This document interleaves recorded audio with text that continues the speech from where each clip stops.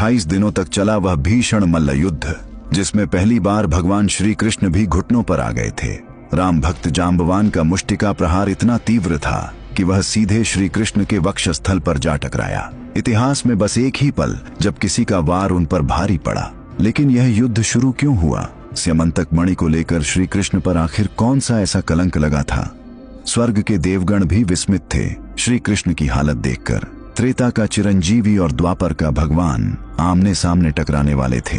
दरअसल यह सब कुछ दिन पहले द्वारका में फैली एक अकल्पनीय अफवाह और एक बहुमूल्य मणि के कारण हुआ था। द्वारका नगरी में एक दिन सत्राजित नाम के एक यादव के पास सूर्यदेव द्वारा प्रदान की गई स्यमंतक मणि प्रकट हुई। यह मणि इतनी चमत्कारी थी कि वह प्रतिदिन 8 भार सोना उत्पन्न करती थी। भगवान श्री कृष्ण ने लोकहित के लिए इस मणि को राजा उग्रसेन को सौंपने का विचार किया, पर सत्राजित ने अहंकारवश ऐसा करने से मना कर दिया और यहीं से इस विनाशकारी युद्ध की नींव पड़ी। सत्राजित ने वह मणि अपने छोटे भाई प्रसेनजित को दे दी।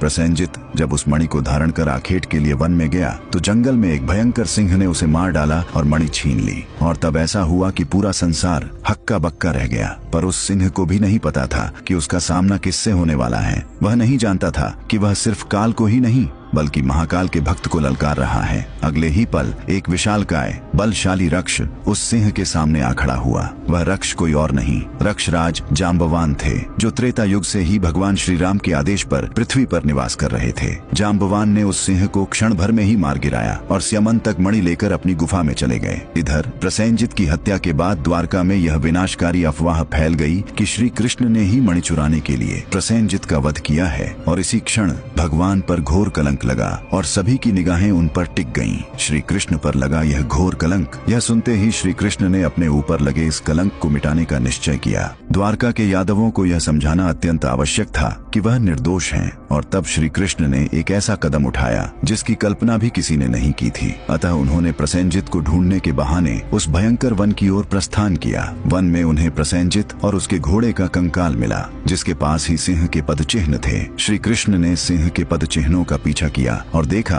कि एक विशाल रीछ ने उस सिंह को भी मार डाला है। पद चिन्ह अब उस रीछ की अंधेरी गुफा की ओर जा रहे थे। श्री कृष्ण ने बिना किसी भय के उस भयंकर रक्षराज की गुफा में प्रवेश किया। अंदर का दृश्य देखकर वे एक पल के लिए ठिठक गए। एक छोटी बालिका जांबवान की पुत्री स्यमंतक मणि को खिलौने की तरह लेकर खेल रही थी। जैसे ही श्री कृष्ण ने मणि लेने के लिए हाथ बढ़ाया, वहाँ अचानक एक भयानक गर्जना गूंज उठी और तभी श्री कृष्ण की आंखें एक तक उस ओर देख रही थीं, जहाँ एक महाबली खड़ा था। जांबवान, जो गुफा के द्वार पर पहरा दे रहे थे, अपनी बेटी को खतरे में देख तुरंत आगे आ गए। उन्होंने श्री कृष्ण को पहचान नहीं पाया। उन्होंने सोचा कि यह कोई साधारण मनुष्य है जो उनकी पुत्री से मणि छीनने आया है। क्रोध